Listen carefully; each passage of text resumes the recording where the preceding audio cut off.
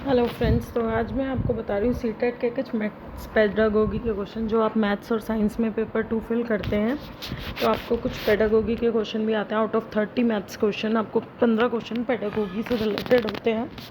तो पेडागोगी की ये जो क्वेश्चन है मैं ले रही हूँ टेक्स्ट बुक्स, जो वेबसाइट है टेक्स्ट बुक, और इनको हम लोग इससे सुपर टेक्स्टबुक.com से भी जानते हैं और इसको सुपर कोचिंग के नाम से भी जानते हैं। ये दोनों ही बहुत ज़्यादा नॉमिनल फ़ी में आपको 200 या 300 रुपये का इनका टेस्ट पास होता है, जिसमें आप सारा जो रिटर्न मटेरियल है वो एक्सेस कर सकते हैं, फ्री मॉक टेस्ट दे सकते हैं। बहुत सारे इनके पैकेजेस हैं जिन्हें आप यूटिलाइज़ कर सकते हैं अपनी प्रिपरेशन को बहुत आगे बढ़ाने के लिए। अदरवाइज़ ये लोग सुपर कोचिंग से as a proper video classes भी देते हैं। तो मैं आज इन्हीं के जो है पॉइंट वो समझा रही हूँ, शायद आपको कुछ हेल्प हो जाए। फर्स्ट है, जैसे अगर टीचिंग एडिशन फ्रैक्शन था, एक टीचर को एक एरर का पता चलता है कि बच्चे ने क्या किया, 1/2 प्लस 1/3 को ऐड करके उसने 2/5 कर दिया। इसका मतलब क्या है? इस क्वेश्चन से उन्होंने पूछा इससे क्या रिमीडियल एक्शन आप एज अ टीचर लोगे। पर पहले हमें ये समझने की ज़रूरत है कि यहाँ पर आके हमें एक पता चला है कि बच्चे को फ्रैक्शंस तो पता है, फ्रैक्शन को बच्चे को एडिशन का कॉन्सेप्ट भी पता है कि ऐड कैसे होता है, फ्रैक्शन का भी है, लेकिन उसको एलसीएम के कॉन्सेप्ट में कुछ दिक्कत है कि उसको एलसीएम करना था पहले और उसके बाद तो जो वो प्रोसेस है सॉल्व करने का वो उसको एरर है। तो हम क्या करेंगे, ये हेल्प करेंगे अंडरस्टैंड करने को एलसीएम को, कहेंगे कि ज़्यादा से ज़्यादा प्रैक्टिस करो, लेकिन आपको पता होना चाहिए कि बच्चे को जब तक कॉन्सेप्ट ही नहीं पता होगा वो प्रैक्टिस कैसे करेगा। तो सेकेंड ऑप्शन तो यहीं पे कैंसिल है, नो इंटरवेंशन इज। हम ये सोच लेते हैं कि अभी हमें समझाने की कोई ज़रूरत नहीं है, बड़ी क्लास में जाएगा तो खुद ही समझ लेगा, अभी किस लिए समझाना है। Help the child to understand the magnitude वाला जो कॉन्सेप्ट है वो आपका 9th-10th में आएगा। इतना जल्दी उस बच्चे को इतना समझाने की ज़रूरत नहीं है। जब वो एलसीएम सीख रहा है तो इसका मतलब वो 3rd क्लास में 4th क्लास में ही है, इतना जल्दी उसको मैग्नीट्यूड समझाने की कोई ज़रूरत नहीं। तो आंसर हो जाएगा फर्स्ट ऑप्शन कि हमें चाइल्ड को अंडरस्टैंड कराना है, उसको हेल्प करना है ताकि वो एलसीएम का कॉन्सेप्ट समझ सके। तो जो रिमीडिएशन का प्रोसेस है वो क्या है, पहले तो एरर को फाइंड आउट करो कि एरर कहाँ पर है, उसको रिमूव करना है कैसे, उसको फैसिलिटेट करना है लर्निंग को चिल्ड्रन की, कि किस तरीके से जो बच्चा है वो ज़्यादा स्पेशल स्किल सीख सकता है। हमें ये डिपेंड करता है हमारे टीचर के ऊपर कि टीचर कितना ज़्यादा स्किलफुल है, कितना मटेरियल और स्ट्रेटजीज़ को यूज़ कर सकता है। आप देखते हैं कि बहुत सारे टूल्स आजकल मार्केट में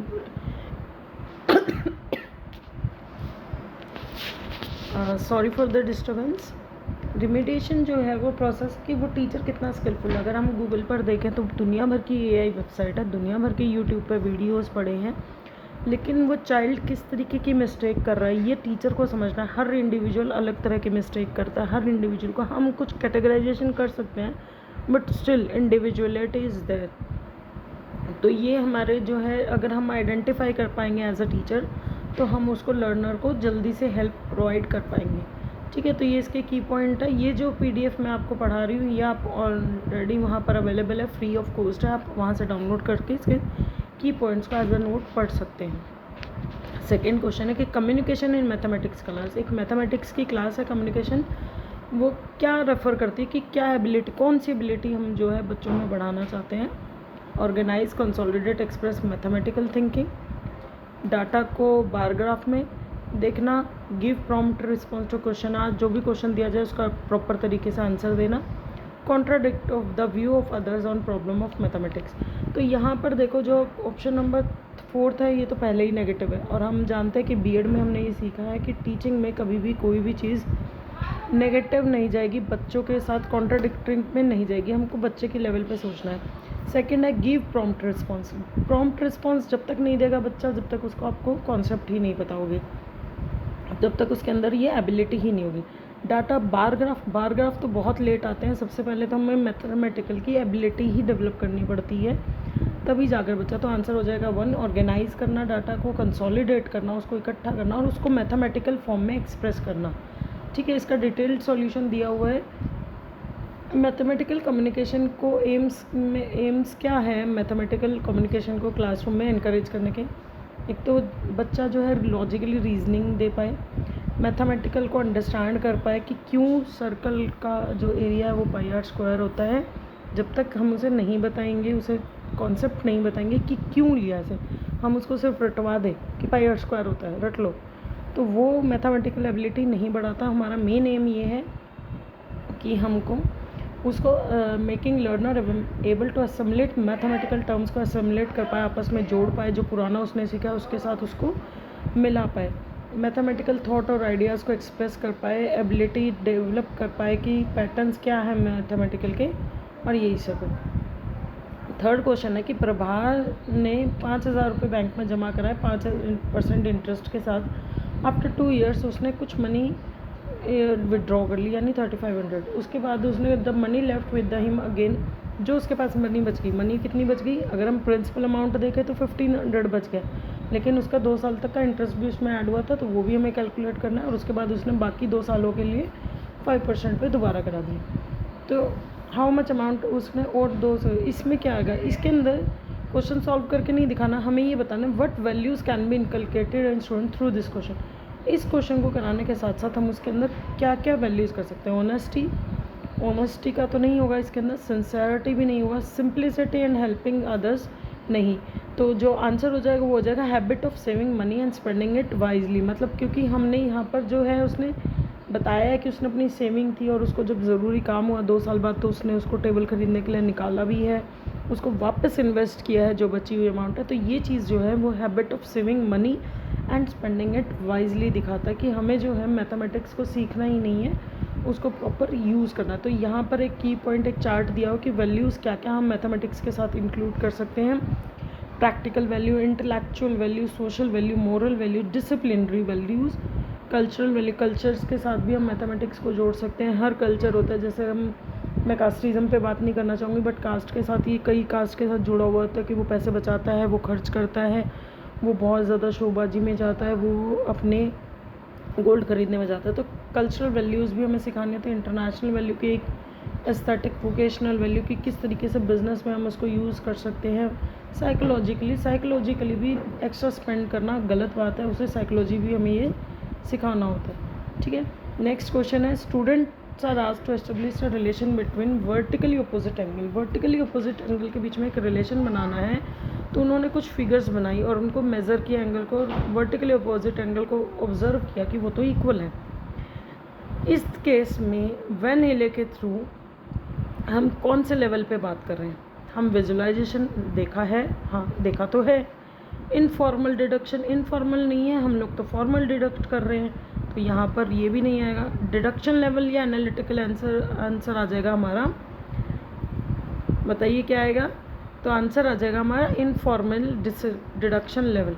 क्यों कि इनफॉर्मल क्या है, हम लोगों ने क्या किया, वैन हीले ने 1957 में पहले वैन हीले उसकी वाइफ जो है नीदरलैंड में गए थे, उन्होंने क्या किया, करिकुलम शेप किया।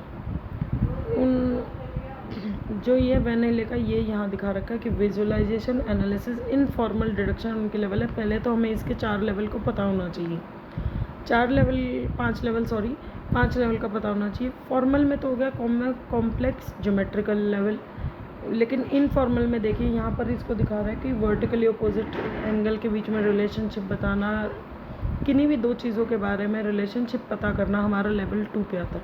तो आंसर हो जाएगा इनफॉर्मल डिडक्शन लेवल।